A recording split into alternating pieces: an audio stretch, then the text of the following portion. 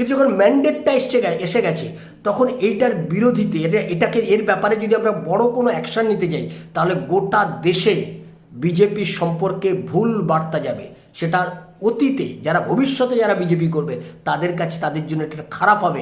ঠিক যেমন ইন্দিরা গান্ধী আজকে তার 75-এর এমার্জেন্সি, জওহরলাল নেহেরুদের করে দেওয়া কাজ, মোহনদাস করমচাঁদ গান্ধীদের করে যাওয়া কাজ আজকে কংগ্রেসের কাছে লায়াবিলিটিস হয়ে গেছে।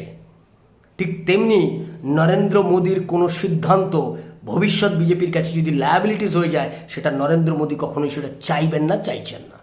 তাই তিনি অনেক অপেক্ষা করেছেন। কিন্তু না, এবার আর নয়। কেন্দ্রীয় নেতৃত্ব এবার চাইছে যে এবার একটা এসপার ওসপার করা দরকার, কারণ জনভিত্তি মমতা ব্যানার্জির কাছ থেকে সরে গেছে। মমতার কাছে আর কোনো জনগণ নেই। পিপলস ম্যান্ডেট বলতে যেটা বোঝায় সেটা মমতার কাছে নেই। মমতার কাছে আছে মুসলিম ম্যান্ডেট।